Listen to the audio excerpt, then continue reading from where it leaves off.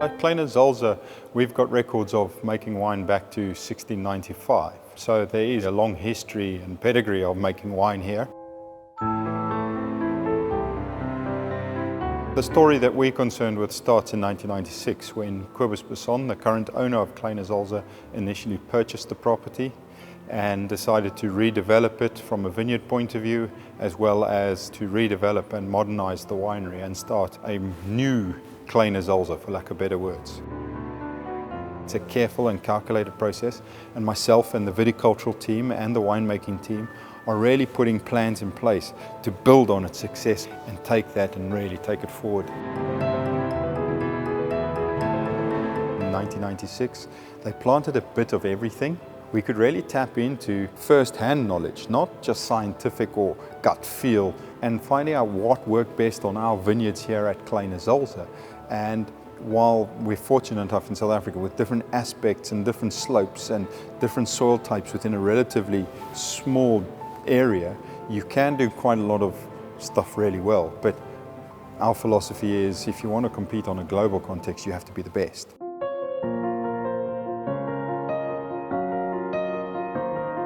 On the top of the hill of our vineyards are these beautiful, deep, relatively clay-rich soils, but with enough gravel. It's a little iron sort of stone. We refer to it as coffee clip that run through the profile that gives good drainage, but you get a freshness and an elegance to the wines.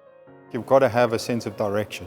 When you're trying to make wines at a really high level that have a sense of place, you've got to try and come back to the place that they're coming from. So essentially back to the vineyards. But it's important that the winemaking aligns with what you're getting from your terroir. You can't force a wine to be something it doesn't want to be and still show a sense of place. And as a winery, we are really trying to focus on getting the best out of our terroir, and then again going back to my hard and fast rule on winemaking wherever it might be, but especially here at Kleine Zalze, is finding balance. And that balance is also trying to look at an elegance.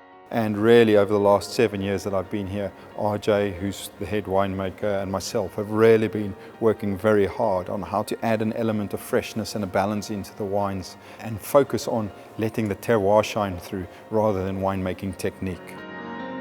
The winemaking is relatively naked. It is very basic winemaking.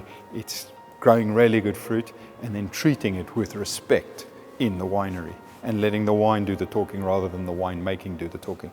And that in itself is quite a challenge. There's quite a bit of winemaking involved in that.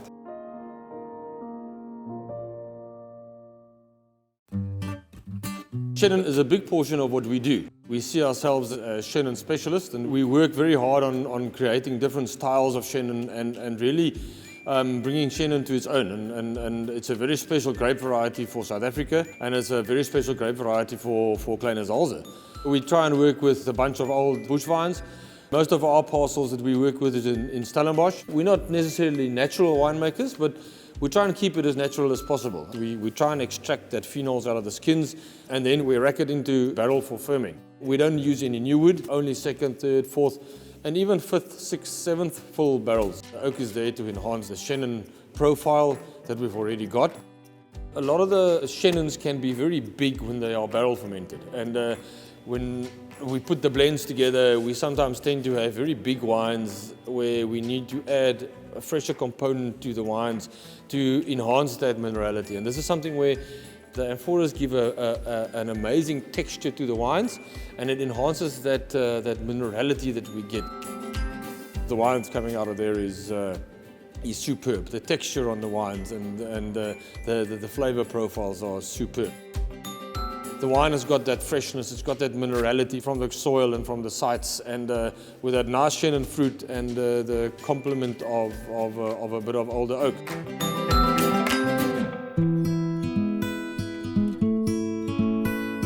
We're at the business end of what we do, and this, I must say, is the exciting part for me, is to share these great wines that we sort of craft in the winery and the vineyards. Hopefully you'll get to see a little bit of why we like the variety so much and why we think it's so special, and what makes our South African Chenin so unique. The first wine that we're going to taste with you guys today is our Cellar Selection Chenin, and it's one of those wines that you just can't get enough of, and I think it's also one of the things that sort of really embodies why Chenin is so special. The Cellar Selection wine is made to be fresh, friendly, but at the same time have great structure, great texture to it. RJ, do you want to chat a bit about the winemaking on this one? Yeah, so Alistair mentioned it's made to be fresh, and but again, there's layers in this wine, and specifically now it's 2020. The wine is actually just coming, it's coming to age now. It's really opening up. There's a lot of layers, and something that we mentioned before with the granite soils is that you start getting a lot of that minerality on the palate, and you start getting that coming through into the wine. And although this wine is made primarily to be drunk young, it's made in that fresh and fruity style. It will age amazingly, and it's true that for the consumer that wants to drink a fresh wine, this is exactly where you go.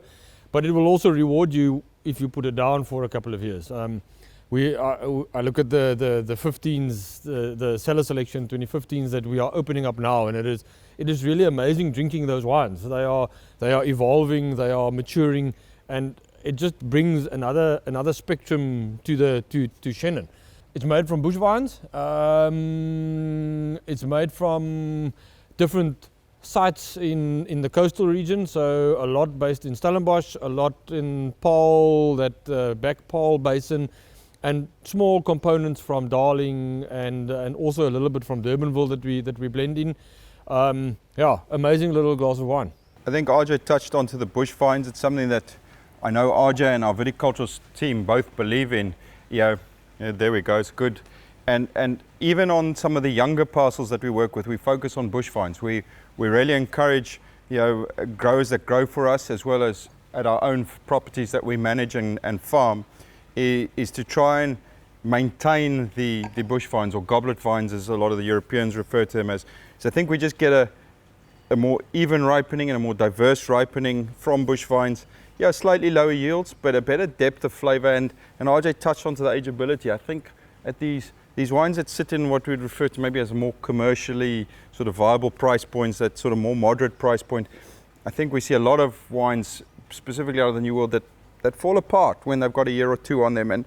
And we don't want that. Chenin, when it's treated with respect in the winery, gives you so much more. And even a relatively simple, moderately priced Chenin like this, when it's treated with respect in the winery, grown from beautiful mature bush vines, gives you great depth and great ageability. We were nominated the 2021 Platter's Winery of the Year, and Platter's is the definitive South African wine guide. It's been around for 40 years, and being sort of crowned a best winery of the year is a huge feather in any winemaker's cap. We were very fortunate this year. We did exceptionally well. We were lucky to get 7 5-star wines, which is unheard of before. No other wineries ever managed to do it. So we were chuffed, to say the least. But what was really exciting for us is that we got 3 of the 5-star wines were for Chenin Blanc. I think it shows and it highlights the quality of the Chenins, as well as our commitment as a winery to Chenin Blanc.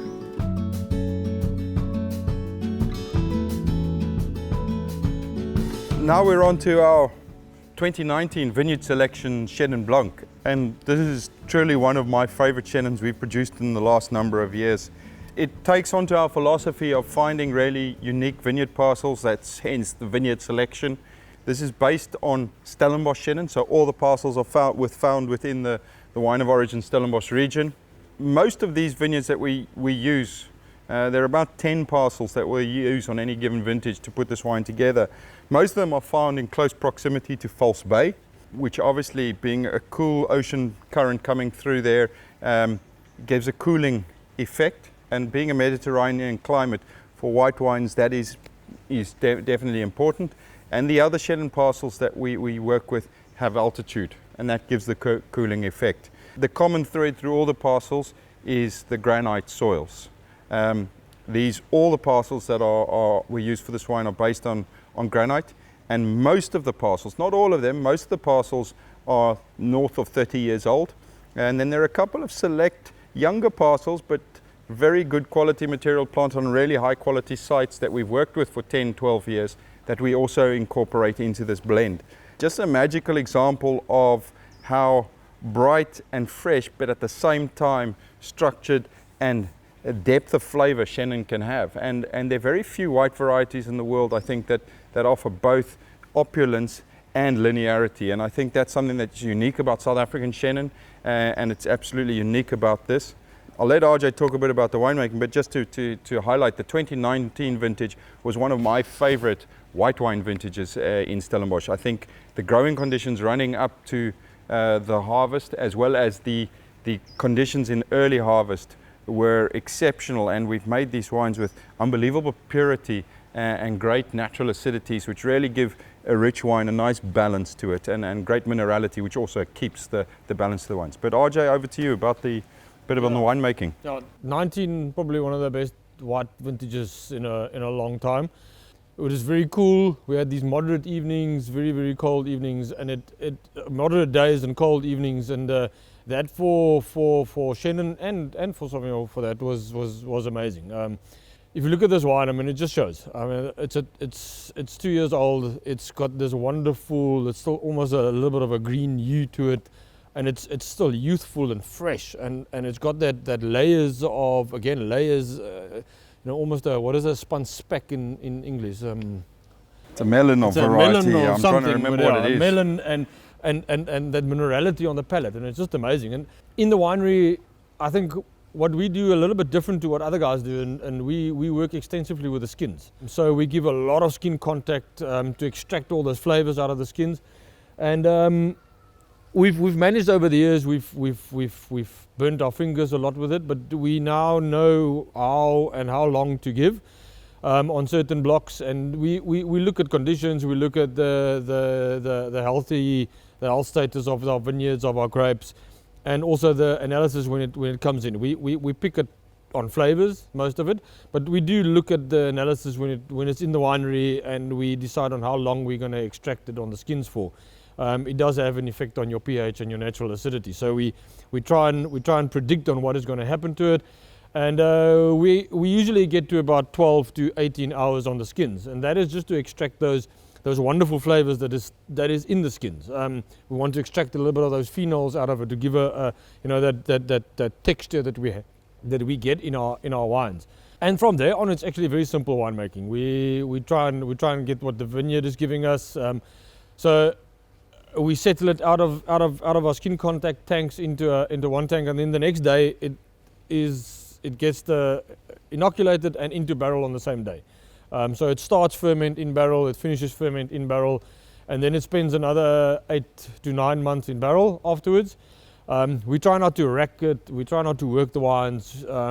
We might do one racking just off our gross lees to get that off, but we want to keep it on the fine lees for the whole duration of maturation, and we don't work the lees that much as well. We want the finesse. We want the lees because it keeps your wine fresh, it keeps your wine healthy, it starts evolving. But we don't want that very thick lees in it, and we don't like stirring it. We will stir it once in a while, but usually these wines in barrel, there's a natural movement in it. It doesn't get very clean that quickly. So, and it stays in barrel. Only old oak, no new barrels. We've learned lessons over the past couple of years that the new oak it overpowers the very delicate fruit of the Chenin, specifically the vineyards that we work with, and the style that we are aiming for. We want that linear, more texture style of wines, where the newer oak just overwhelms it a little bit. And amazing. I think you can see a good use of oak on the wine, but keeping the natural linearity of the vineyard. So here we've got the family reserve range, and as I said earlier, this is sort of, I don't want to necessarily call it the pinnacle of our production, because I love the other wines we make, and again, it's more styles rather than tiers, but this is, I think, the most unique offering of the three ranges that we make. This is based around old vine parcels exclusively. Every year there's one parcel in particular that forms the core of this wine. It's an old parcel that was planted in 1980 or 81, so it's 41 years old now, and it really just gives us this dense, intensely structured wine without too much fiddling. We get this really dense core. We love that freshness and that minerality and that, RJ referenced it earlier on, that linearity that we love in Chenin. And so we've got some other very cool old vine parcels that in years will play components. It's finding that balance in the wines, and it's something that we value at Kleine Zalze, is balance in the wines. And I think all the great Chenins from South Africa, it's a common thread through all of them, is that while they're mostly quite intense wines, they've all got beautiful balance. Everything about them is in perfect harmony, and that's what makes Chenin in South Africa great. It comes into this natural balance. And even contrasting two vintages like the 2018, which we have, and the 2019. The 2018 was a warmer, drier vintage that naturally gave bigger, more voluptuous wines. 19, as we've referenced, it was a cooler vintage, cool evenings, relatively moderate and cool temperatures during the day, so it lent itself to make a slightly tauter style, where the 18s were generally slightly more open, slightly more width and less linearity. But that's pretty cool. But what I like about looking at these two wines is to see how RJ and the viticultural team still managed to maintain, because we're not exclusively a single vineyard wine, that we are prepared to blend little bits of other vineyards into this wine and still keep at the core of that one wine, but use the other parcels to give that linearity even in a broad vintage like 2018. RJ, you want to kick off and tell us a bit about them and how you made them? And it's amazing, because if you look at the 18, you can see the vintage in this, and it's also nice to as a winemaker express vintages. It's not always just the wine, it is nice to see vintage differences in wines. And if you look at the 18, you can see it's that bigger style. It's a sweeter style. It's a lot more fruit driven, a lot more riper in flavors, not necessarily in alcohol or something, but it's in flavor profile. It's a lot riper and rounder and sweeter. And then if you look at the 19, which is that a lot more linear, you can see it's from a cooler climate or cooler vintage, more linear, more mineral driven, but you can see the resemblance in the two, and you can see that there's the base was the same vineyard, and it's amazing to taste wines like this. There's a tendency, and it's not every vintage, there's a tendency in the family to have no new oak but newer oak. If you look at our barrel composition of family reserve versus vineyard selection, I think there's a bigger combination of the newer oak, but not new oak, of barrels. It's also it's bigger format barrels. It's 400-liter barrels, and so we don't want that wood influence. You can see that from the beginning, and that's why we use the bigger casks to get less oak influence on the wines.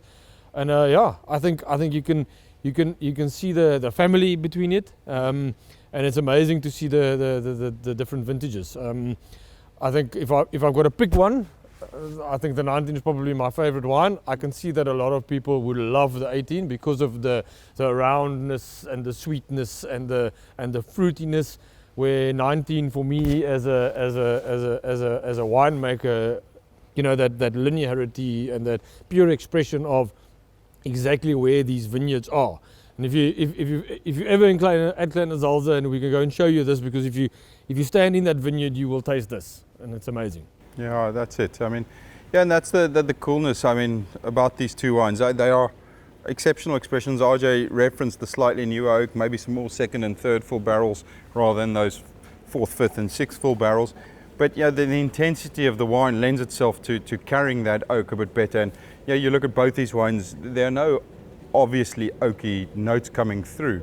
The wines are obviously supported by them. I think this 2018 is drinking unbelievably well. It's now a 3-year-old Chenin, and I must say, I think our great Chenins from South Africa hit a beautiful drinking window from about 3 years up to about 7 years old. That's when I like drinking them, because they're just starting to develop enough tertiary character to complement the primary characters that you get off young, fresh Chenin.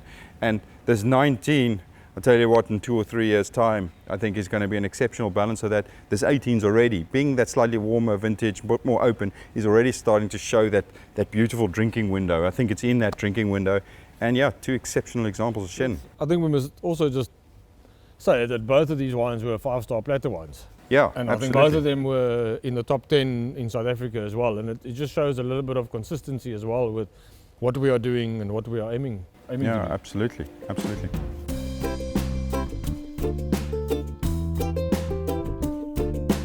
Now we're moving on to something a little bit different. You'll notice that the label looks significantly different to what the previous sort of iterations did.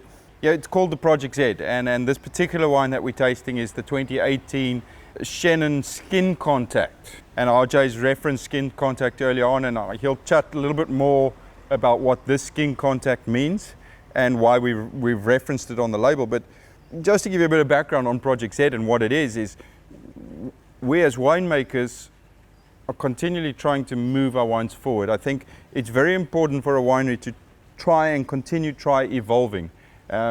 When you sit still and you stop chasing improvement is when your wines start literally stagnating, and I think you lose that brightness and that identity, and I think it's healthy to continually try and keep moving forward. There's an old saying, if you're not moving forward, you're moving backwards. So at the same time, within a bigger setup like Kleine Zalze, it's quite easy just to keep doing more of the same, especially when you're being quite successful. It's, we're doing the right thing, so we'll just keep on doing it and not to rock the apple cart, so to speak. What's very cool is we as a winemaking team said, listen, we're making great Chenins, and they are highly lauded, highly regarded wines. They sell well, the critics like them, so why change? But I think it's also important, and that's part of the strength of having quite a big, diverse wine team, that we've all got aspects that we appreciate in wine. So it means that we don't get the blinders on. We don't build at what they refer to as a cellar palate.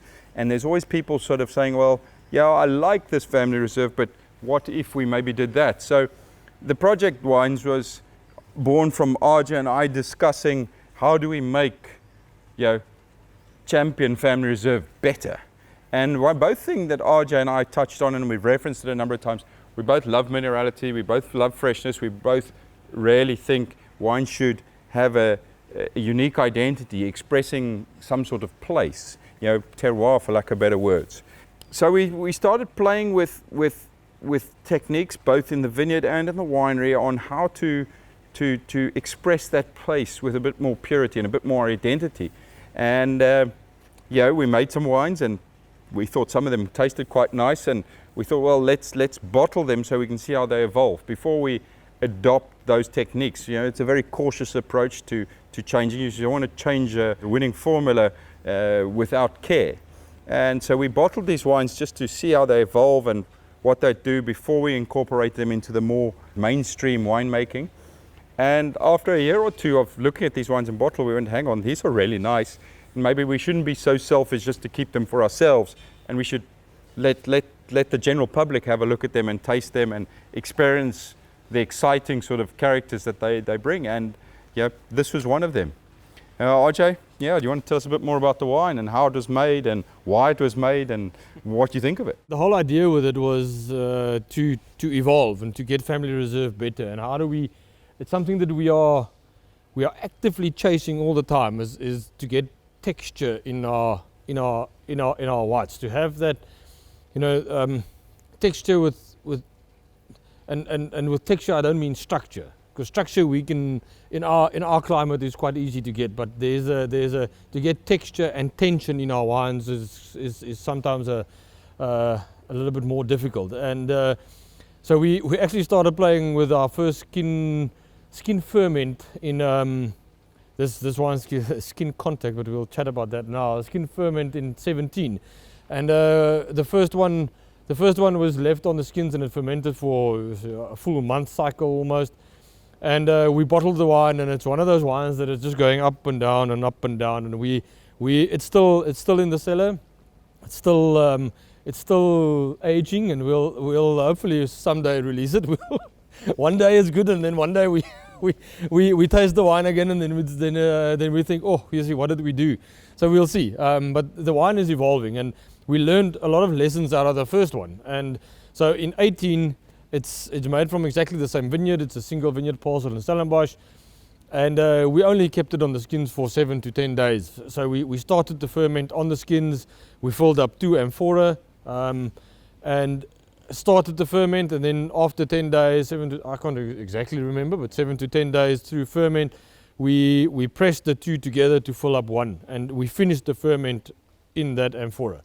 And the whole idea with the skins is to bring that salinity, and you can immediately pick it up on the nose. You can even taste it a lot more on the palate than on the nose. It's that, again, that salinity that you get, and that little bit of a texture, fine white tannins that you get on the palate, and it makes an amazing phenolic grip. That phenolic grip that, it makes you want to go back and taste the wine again and have another sip. And this wine on its own is amazing, but have this wine with food, it is phenomenal. It is a food wine. It's a wine that needs to be enjoyed with food, and it's a very, very amazing expression of that site and what Chenin, what we can do with Chenin. And we've learned a lot of lessons out of this, and that is the whole idea behind it. Is learning. It's playing as winemakers. It's pushing boundaries a little bit, and sometimes we push it too far. So we've pushed it too far on a couple of times, but I think we've got it spot on. I couldn't agree more, RJ. I think you in 2018 you judged it perfectly. And RJ alluded to it. And it's one of those things. It is relatively easy to build weight and breadth in a wine, but the wines then can become a bit clumsy. And I think if you overplay your hand with Chenin, the wines can tend to be a bit clumsy. And so what we were chasing in Chenin terms was that sort of holy grail of building both texture and freshness into the wine. And RJ's use of skins and a small element of skin fermentation has really paid off.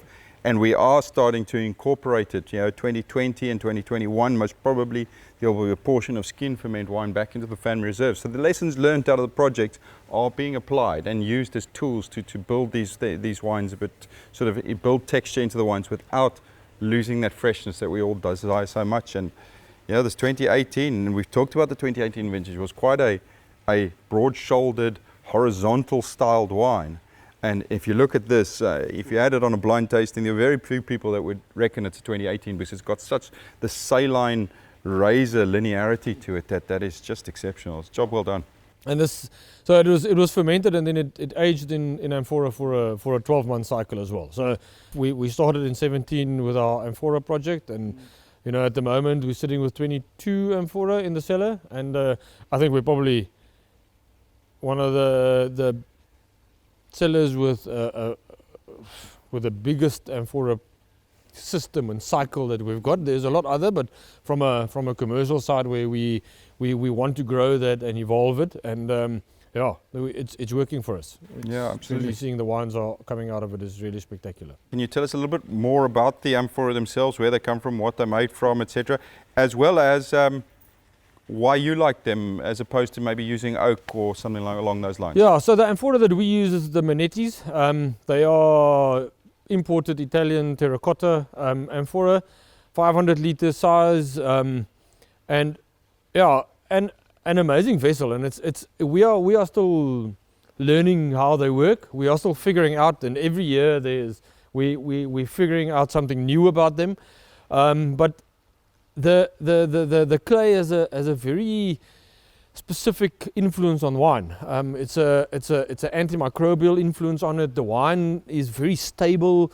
It cleans out very well. It lends itself towards the specific style that we were chasing. And specific vineyards that we are working with on these granite soils. It definitely has an influence on that. And how the mechanism of working in the amphora is quite different to working with concrete eggs. Where eggs usually have this, the movement of the wine inside. These amphoras they settle down. They are clean very quickly. I definitely think it's something to do with the type of clay that we're using and the way it is interacting with the wines. And it settles out very quickly, so we every now and again have to go and stir it. But the influence on the wines is it's spectacular. Yeah, I must say, RJ makes the wines. I'm sort of on the sidelines, more sort of a managerial type capacity in a sport term. I'm not on the field. RJ and the winemakers and the viticulturists are on the field making the wines, and I sort of look from the outside. And there's no other way to really describe it for me, but the wines that RJ makes out in the amphora have an unbelievable purity to them. And it's the only way I can describe it. And this pureness, the only way to really experience this is to try the wines yourself.